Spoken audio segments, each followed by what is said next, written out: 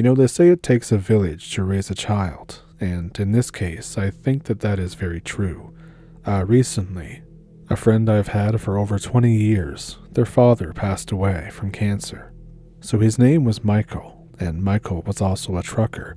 So I would like to dedicate this video to his memory, and everybody out there who has lost a parent. It's one of the hardest things that you ever go through. So, with that, this video is all about trucking encounters, driving stories, and things like that. So if that sounds like something you're interested in, pull up a stump with me, and let's get into it. Thank you for watching. My story is short, but I'm going to preface it with some details.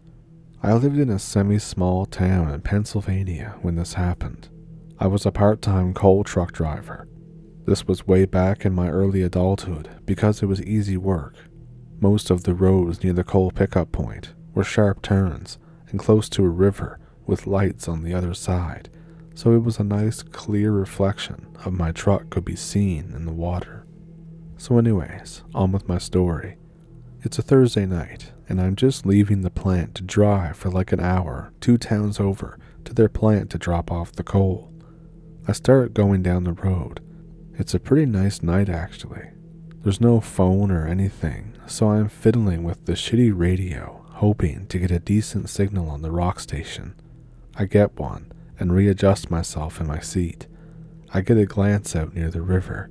There's something on top of the coal. It looks like a guy. At first I think it's the guy from the plant, but I take another look, and whoever it is really lanky and skinny, and they're on all fours. This is like a human, but with really long arms and legs and a smaller torso. I immediately stop the truck. I hear thumps that should have meant that something was falling off my truck, but there was nothing. I look in the reflection, and whoever or whatever this was, he's gone. This happened back in the mid-90s.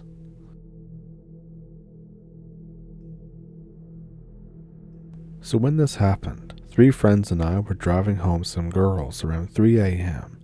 Me and the passenger see a blue light descending from the sky. It's bright as all hell, so I can't even make out the shape of it. It was high up enough to pass through the clouds. My friend and I are speechless, and we couldn't tell the passengers until after we lost sight of it past the tree line. We tell the people in the back seat about it, and we drop off one of the girls. So we're driving back to my friend's house, going 55 miles per hour. A white owl flies up next to me and has its head pointing directly at us. He's staring at us while flying at 55 miles per hour. He was so close that I could have rolled down the window to touch it. After 5 seconds or so, he flies off.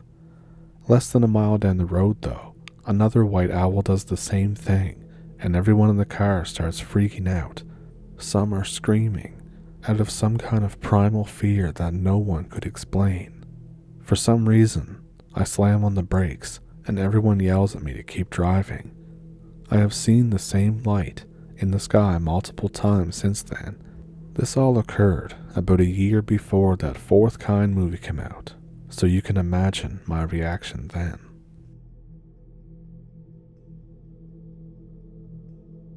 This happened way back when I was 18 years old.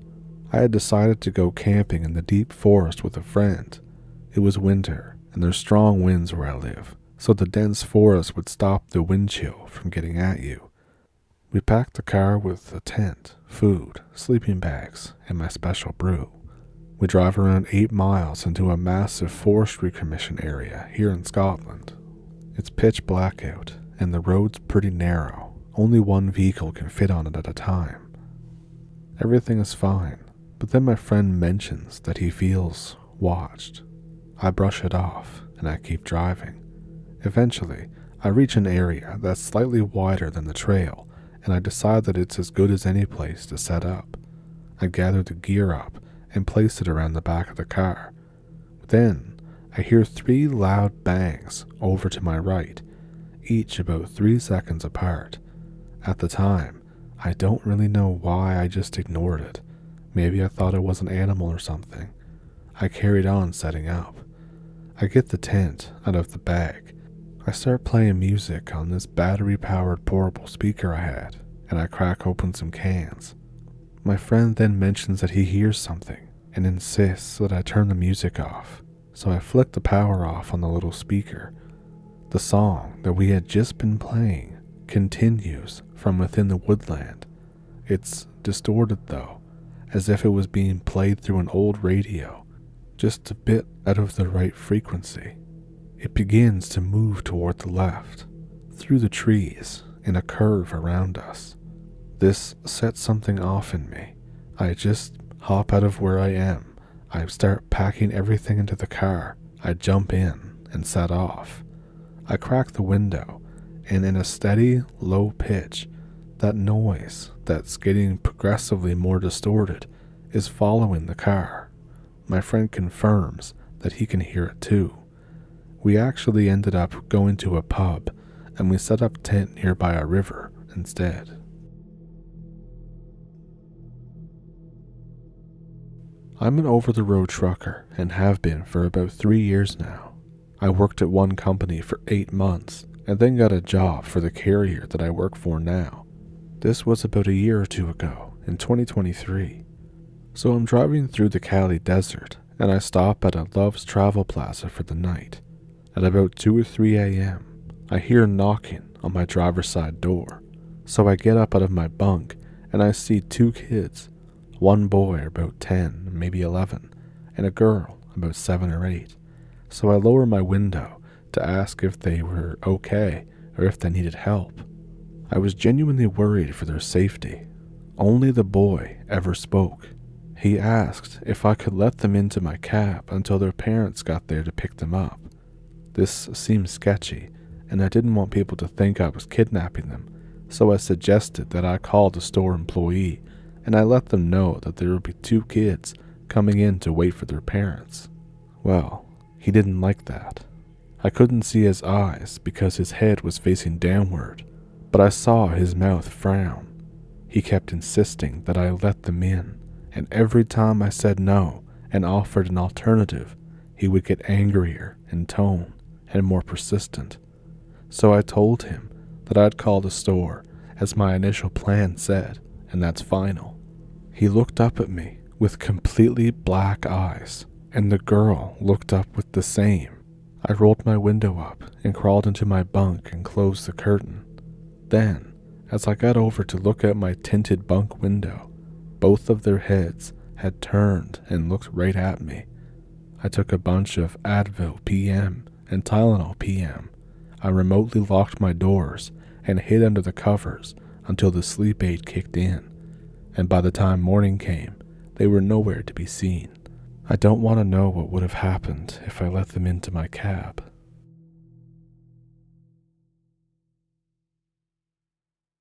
My father told me that many years ago, around the 90s, his brother claimed to have seen what he referred to as a Jaguar Man while he was working as a trucker. Due to his job, he often had to go through long stretches of road that were surrounded by forests. And I don't mean regular forests. I'm talking rainforests with huge trees, the type of ecosystem where cool stuff like colorful exotic birds and monkeys were a totally common sight. And this is all while doing deliveries in southern Mexico, near Central America. So one late night, while doing a delivery in the state of Quintana Roo, he caught sight of what he thought was a person standing in the road. As he slowed down, his headlights illuminated the figure, which resembled a bipedal jaguar with clawed human hands and bent legs.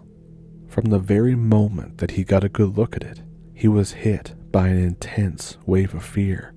In his own words, it looked so unnatural, wrong, like something that shouldn't exist.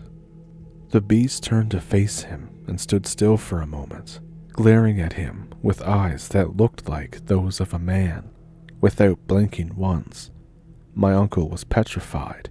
He felt pure hate emanating from the thing, like it absolutely despised everything about him. And then, It slowly walked into the forest, never taking its haunting gaze off of him. Once the creature disappeared from his sight, he regained the ability to move and immediately got out of there as fast as he could. When he told everyone, most of the family did not believe him. They thought that he just made the whole thing up, but he kept insisting that he was dead serious. My father, too, was skeptical at first, but upon seeing the genuine fear in his brother's eyes whenever he recalled the event, began to think that there just may be some truth to his outlandish tale. Of the rest, only my grandmother ever believed my uncle's words. She was raised in a small town and knows a lot about the old myths and legends. She told him that she thinks that the strange creature was actually a very powerful sorcerer that can shapeshift into the form of an animal.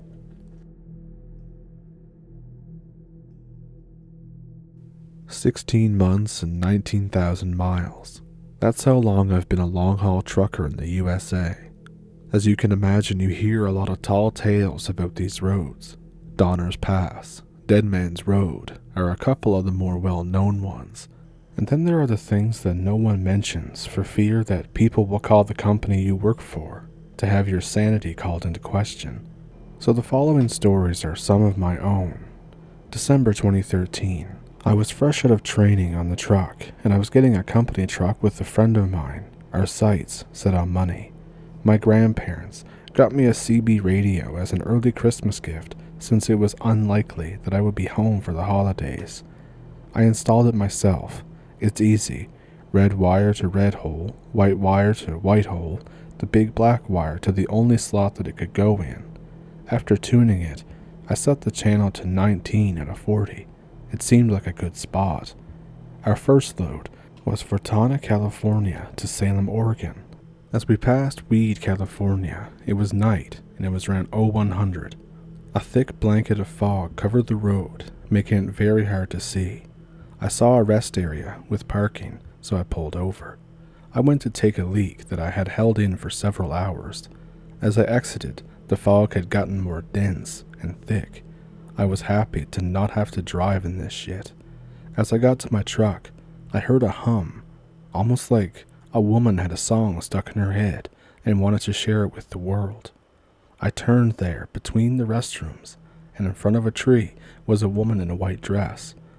I liked the song that she was humming. It was almost intoxicating. I wanted to know what it was. When I reached her, I asked what it was, and she replied, "Will you take me home?" I asked, "Who's the artist?" She went ballistic and yelled, "Take me home." I ran to the truck and jumped in and started the engine, and as soon as I checked my mirror, she was right there, standing outside on the truck steps. She whispered, "Please take me home."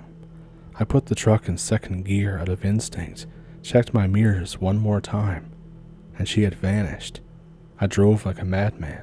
I just drove until we reached another rest stop or we switched drivers. I don't quite remember. February 2014. Dead Man's Pass. Just the name tells you all you need to know. There are even signs that say downgrade ahead, first warning, downgrade ahead, second warning, and then final warning. The ice-covered road from the fresh snow reflected the light off my headlights. I heard a mumbling come over my CB. I grabbed the mic and said, "Say again, driver." More mumbling. I did my best to tune it to get a signal, but nothing worked. It was then my co-driver woke up and asked, "Where are we?" Before I could say anything, a man's voice came over the CB that said there was a woman on the side and to not go down Cabbage. It's the nickname for Dead Man's Pass, and I have no idea why. I asked, "Is she a hijacker or what's the issue?" "She just stands there, covered in blood." I replied, "Dude, she's probably injured. What's the mile? She might need help." His response, "We thought the same thing, but her clothing looks colonial, and when asked if she need help, she came at us with a meat cleaver. If you want to take the risk, have fun, driver." As we went down from the 5N, I looked to the south side and pulled my truck over, arguing with my co-driver about helping her. But then something hit our windshield. it was liquid, and I thought it was snow. When I used the wipers, it was red.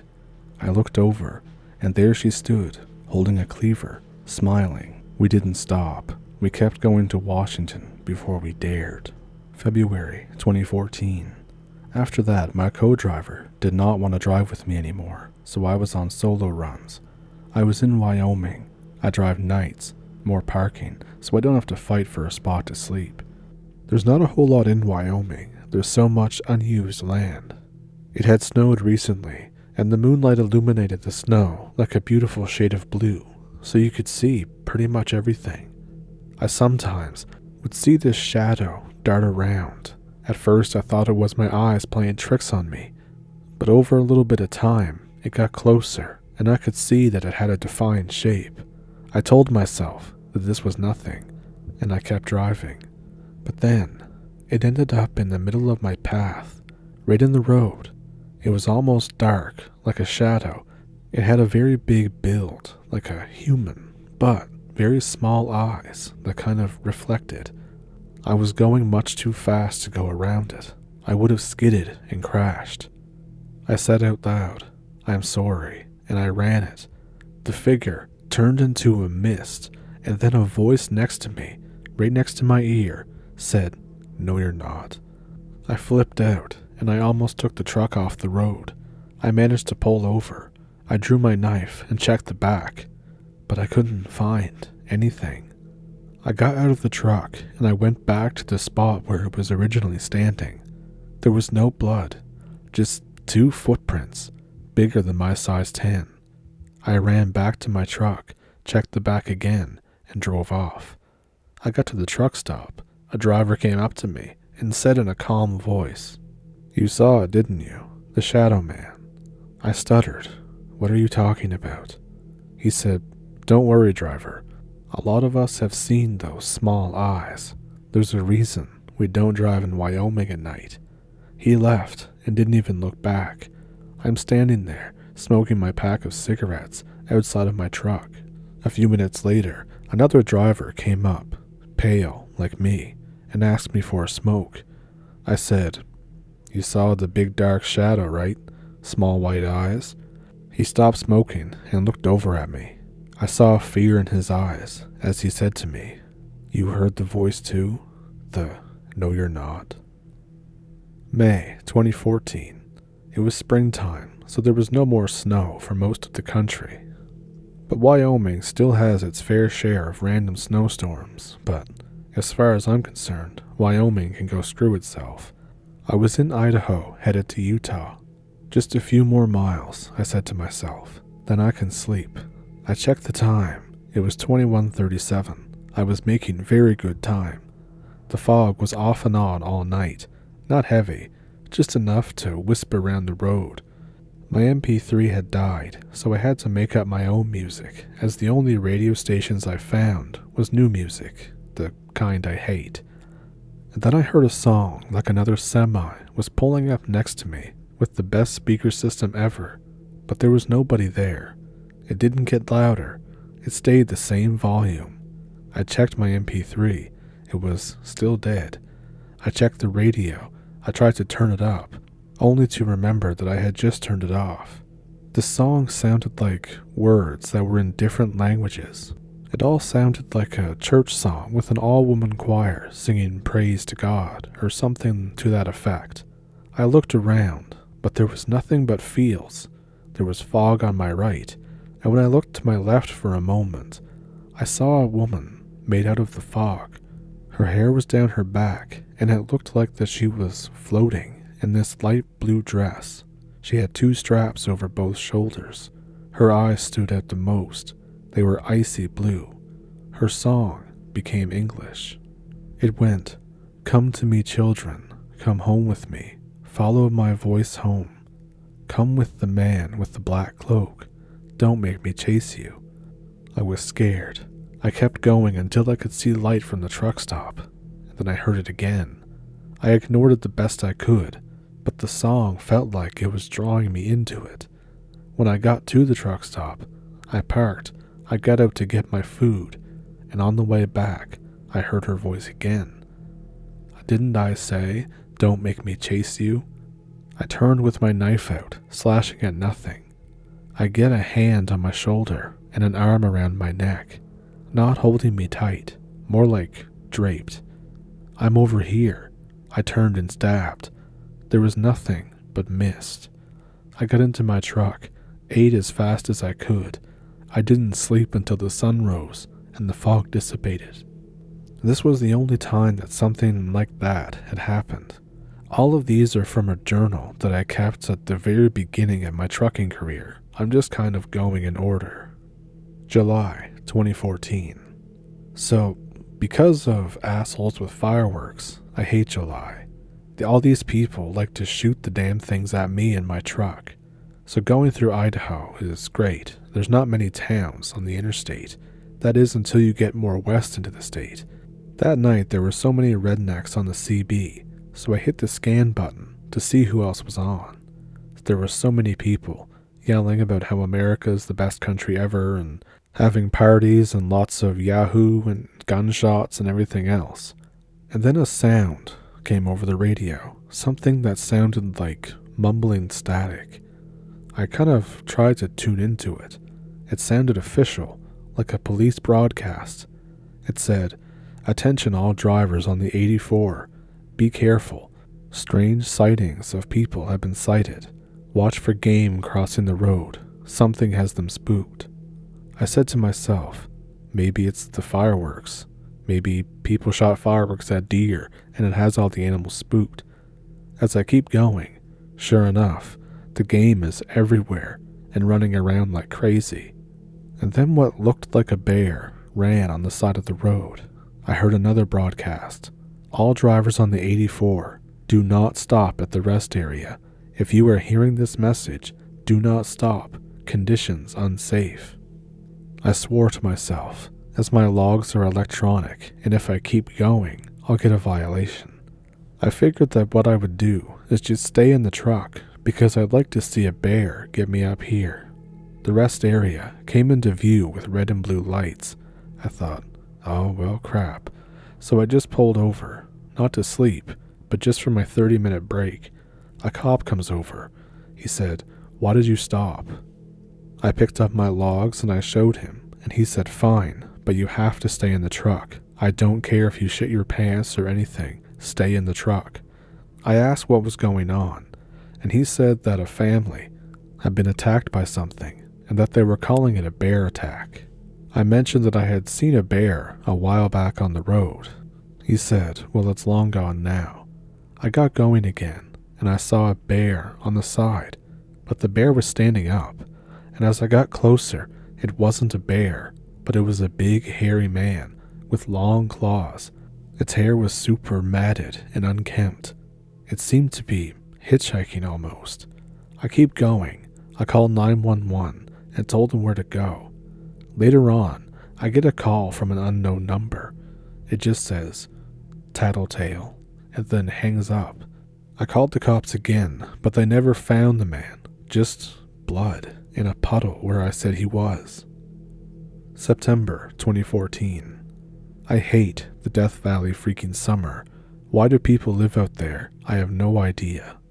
As I headed north on the 395, I looked at my clock and I was behind where I was supposed to be, or where I want to be, for that matter. I had time on the load, but the only place to stop was Mineral, Nevada, an old mining town. I had to stop there at night. It was 0234, a small town. Only 35 people live here, even more confusing than Bishop. The only place for food was the bar across the street. I went and got my burger and Diet Coke and went back to the truck. As I got back, I heard people yelling at me about my hair being long. I ignored them. I got back in and I ate. I looked out my windshield and someone darted past the front. Then I heard a knock at my door. I looked down and there was a kid there. I rolled my window down and asked where his parents are, and he said, "I don't know. Will you help me find them?" My gut told me to tell the kid to F off, but my mind said it was a kid, so I should help him. I grabbed my gun just in case of an animal or someone attacking me. I asked, What do they look like? He said his mom is beautiful, but his dad's mean. I said, that's helpful, kid. Really helpful. He said, you sound like Daddy. I don't like Daddy. I told him, I said, hey, you asked for help, not me. He yelled at me to stop being like Daddy or end up like him. I simply turned around, got back up in the truck, locked the door, and went to sleep. I don't have the time or the patience to deal with that. When I got up around noon, I went to the bar to get food, and it was just the owner and me. I asked him if the kid ever found his mom. He stopped washing cups and came over and said, repeat that? And he said, no, you better leave now. That ain't a kid, that's a demon. The boy's father was a trucker. One night he snapped, killed his mother, killed the boy, and then drowned himself in the lake. Now he shows up and kills truckers. I said, it's far too early for me to hear this shit. I got my food and put that place behind me. And as I left, I checked my mirror, and I shit you not, there was the kid just standing there, watching me leave. November 2014. I started training new drivers. It was better pay, but they said no more FedEx Western Regional. I said fine, better pay. It was my student's first night drive, and I needed to be awake for it. He's older than me, but acted young. He was former military too, so he acts like that I'm his CO. A lot of yes sir, no sir. We were going west on 80 in Nevada. The truck hit the brakes and started slowing down. I said, dude, don't do that. He said he didn't. It happened again. I said, dude, get us back to speed. Floor it. You can't keep doing that brake thing for no reason. If you're going to do it lightly. He said that it's not him, it's the truck. It sounds dumb, but they did give me a different truck, so it could be a lemon. A third time, I thought we maybe missed something on the pre-trip. We pulled into a truck stop, got out and looked around. He told my company, and they said they would send a guy to check it out. Of course, the guy's a dick about coming out this late, but we couldn't find anything. The next day in Sacramento, California, I'm driving, and it happens again. He said, see, it's not me. I pulled over at a truck stop, told my company that we had to put it in the shop, so for the next 6 days, we were in a hotel. So many things happened. The brakes snapped, the clutch broke. They said they'd fix it, and then 2 days later, just as I was getting off the interstate, it happened again, and I thought, okay, new truck time. So we get a new truck. 1 week went by. I heard that same truck's brakes broke again, but the driver lost control and didn't make it. The guy I was training said that my angel kept me safe here, just like overseas. It made us get rid of the truck before it killed us. I said, but there was new brakes. It shouldn't have happened. And then we heard in a deep voice, correct. I turned around. I saw nothing. He heard it too. We both had all the color drained from our face. I had him pull off the side of the road so we could both calm down. It took us about 20 minutes. Not long after that, a couple weeks for that matter, he got off the truck. His training was done. I learned that all drivers that he came into contact with had truck failures. January 2015. There's snow everywhere, but what else would I expect? My new student was asleep in the back. There's nothing like a night in the snow. But the light snow picked up, and I thought, God, why do you hate me so? The ice on the road shows the plows aren't really doing anything. Why don't we have asphalt that absorbs water? I don't know. We were in Utah, headed south, just as the storm was kicking up more. I woke her up and said, hey, I could use an extra set of eyes up here.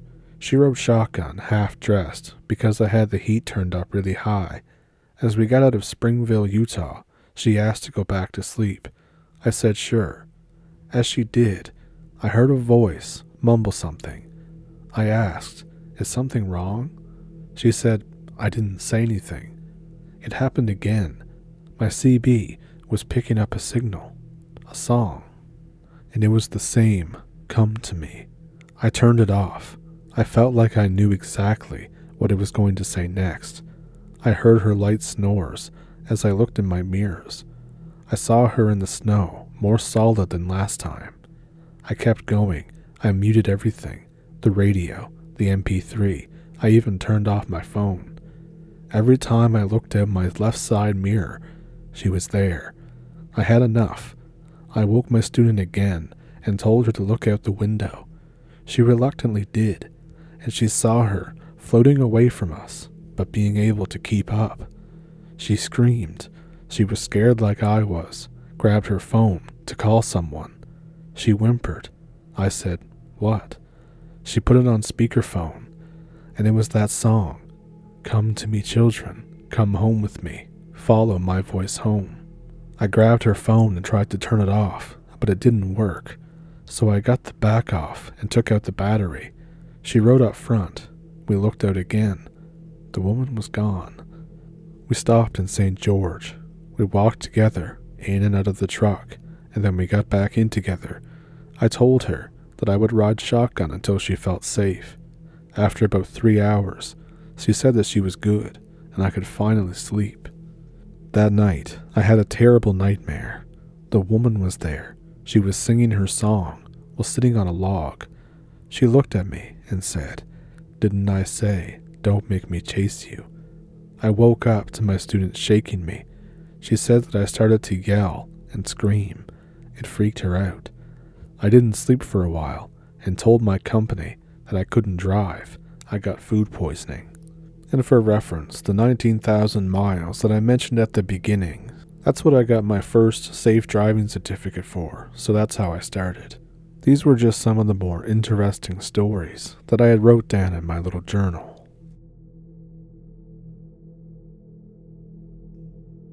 So I hope you enjoyed all of those stories and encounters. If you did, and you had one in particular that stuck out to you, let me know which one it was. As always, I have an email in the description if you'd like to send your story there. Also down there is a PayPal and a Patreon if you would like to support the channel that way. And with that, I think I will see you in the next one. Like and subscribe. Thank you for pulling up a stump. Have a good week, and I'll see you Wednesday.